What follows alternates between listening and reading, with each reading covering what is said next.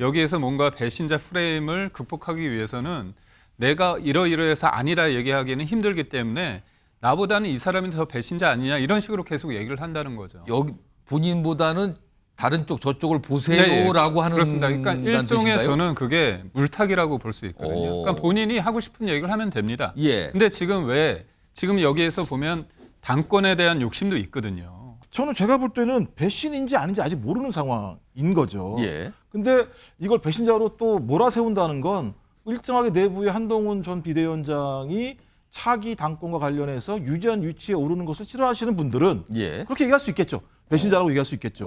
배신자라고 몰아붙이면서 어떤 한 분을 지금 떠올리시고 말씀하시는 건가요? 제가 특정 인은 얘기하지 않겠습니다만 유승민 전 의원이 배신자라는 낙인이 찍히면서 예. 국민의힘 내부에서 복권이 안 되잖아요. 정치권, 특히 여당 내에서 유승민 전 의원에 대해서 설명을 할 때 빠지지 않고 나오는 내용 중에 하나가 이른바 배신자 프레임입니다. 박근혜 정부 당시에 어떤 원내대표를 거치면서 벌어졌던 상황, 그리고 그 이후에 탄핵 정국을 거치면서 배신자 낙인이 굉장히 강하게 자리 잡았다. 이런 분석과 평가가 통상적으로 나오거든요. 그런데 최근에 한동훈 전 비대위원장과 관련해서도 보수층 일각에서 배신이라는 얘기를 꺼내시는 분들이 있습니다. 이게 어떻게 된 건가? 자, 관련된 목소리부터 좀 들어보겠습니다. 여러분, 우리 정부와 우리 국민의힘이 여러분을 배신할 거라고 생각하십니까? 제가 여러분을 배신할 거라고 생각하세요? 언제든 여러분 눈높이에 맞게 고칠 준비가 돼 있습니다. 제가 그래 온 거 보시지 않았습니까? 앞으로도 그럴 겁니다. 배신자라는 게 이게 진짜 말도 안 되는 얘기죠. 만약 그렇게 생각할 것 같으면 박근혜 전 대통령을 45년 구형하고 24년 대법원 확정 판결을 받게 만든 사람이 윤석열 대통령과 한동훈 비대위원장 아니었습니까? 두 인물 모두 배신이라는 이 단어를 뭐 총선 당시에 그리고 오늘 이렇게 꺼내놨는데 화면으로 좀 비교를 좀 해볼까요? 제목이 이제 배신자론인데 지금 두 인물 모두 공통적으로 좀 뭔가 저게 잡혀 있는 거 아니냐는데 유승민 전 의원 같은 경우는 뭐 과거에 새누리당 원내대표 당시 박근혜 전 대통령이 뭐 배신의 정치라는 표현까지 나왔잖아요. 당시에 증세능력 복지에 대한 비판 그리고 그 이후에 탄핵 정국을 거치면서 더 이게 강해졌는데 최근에 한동훈 전 위원장은 이른바 공천 관련된 문제 그리고 이종섭 전 대사 황상무 전 수석 문제로 사실 대통령실과 대립을 했다 이렇게 평가받거든요. 그리고 또 최근에는 윤석열 대통령의 오찬 제안에 대해서 건강상 이유를 들면서 거절했다는 부분. 그래서 보수층 일각에서는 이게 뭡니까 지금 이게 무슨 모양입니까? 이거 배신 아닙니까? 라는 얘기가 나오기 시작한 상황이거든요. 김준욱 전 행정관. 공통점이 좀 있어 보입니까? 아니면 상황이 좀 전혀 다른 걸로 보이십니까? 그러니까 대통령에 대해서 배신했다는 거잖아요. 두 분 다. 대상은 다르지만 뭐 박근혜 전 대통령에 대해서 배신한 게 유승민 전 의원 아니냐. 최근 모습을 보면 윤석열 대통령을 배신하고 있는 게 한동훈 전 비대위원장 아니냐. 뭐 이런 얘기를 하는 것 같은데요. 저는 그 이전에 대통령에게 질문을 해야죠. 본인은 전향자잖아요.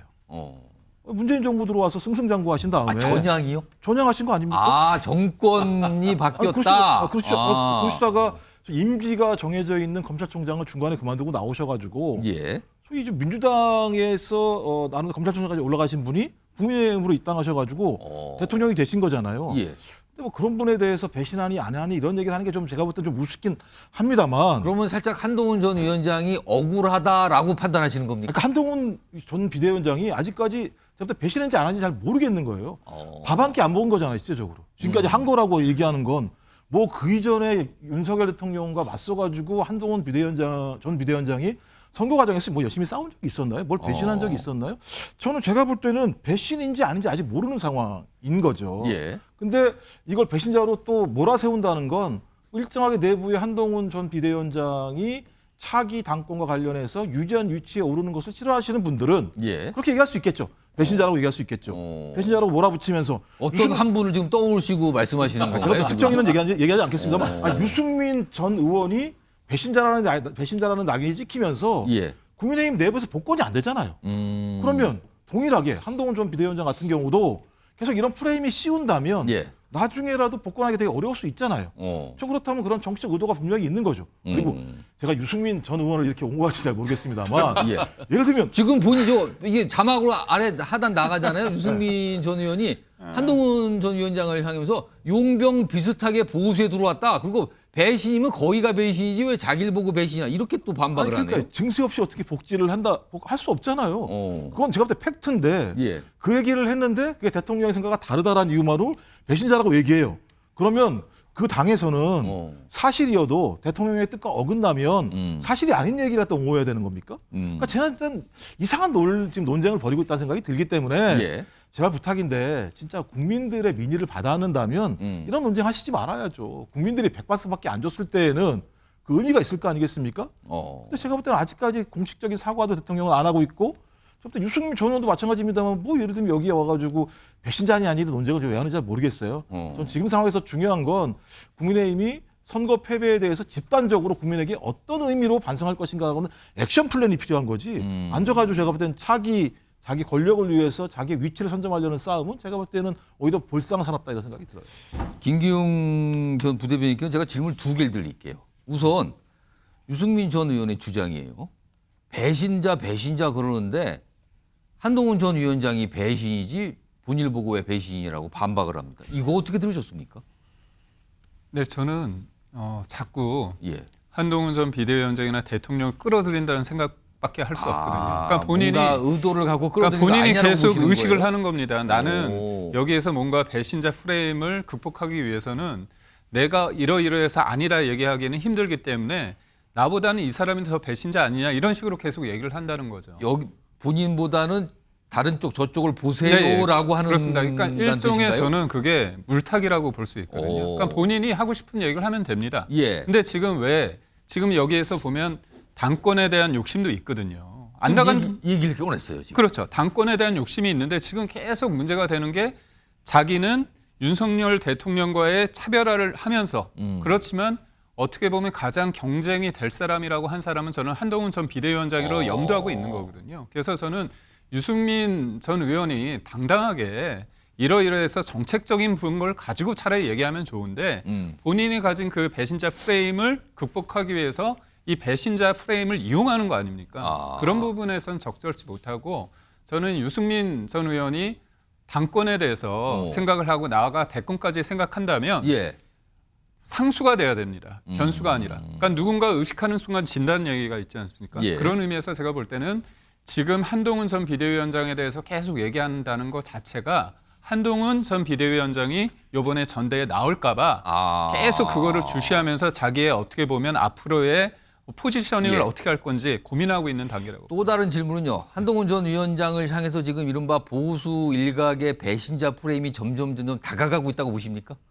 저는 그렇게 보지는 않습니다. 그러니까 선거 과정에서 예. 대통령과 한동훈 전 비대위원장 사이에 뭐 갈등이 있었다는 거는 있죠. 예. 하지만 많은 국민들이 그리고 국민의힘을 지지하는 많은 사람들이 생각할 때는 같은 방향으로 간다. 그렇지만 뭐 사람의 생각이 다 같을 수는 없는 거 아닙니까? 특히나 선거라는 과정에서 서의 오해의 소지가 있을 수 있거든요. 예. 그렇기 때문에 저는 그런 부분에 대해서 이 부분도 마찬가지입니다. 어떻게 보면 유승민 전 의원께서 비난이 아니라 비판을 하려면 구체적인 팩트를 가지고 얘기해야 되는데 예. 자기의 상황을 가지고 대통령과 한동훈 전 비대위원 상황을 경강부회식으로 끌어다 붙이는 거 아닙니까? 저는 그런 부분에 있어서 어떻게 보면 지금 국민의힘이 굉장히 어수선한 상황입니다. 예. 그러면 책임 있는 중진 의원으로서 좀 책임감 있게 정책적으로 이런 예. 부분에 있어서 만약에 증세 있는 복지가 증세 없는 복지는 허구라고 얘기한다면 그 얘기를 더 가지고 얘기하고 따뜻한 보수가 중요하다고 얘기했으니까 이 예. 부분에 대해서 구체적으로 얘기하는 게 낫다 이렇게 봅니다.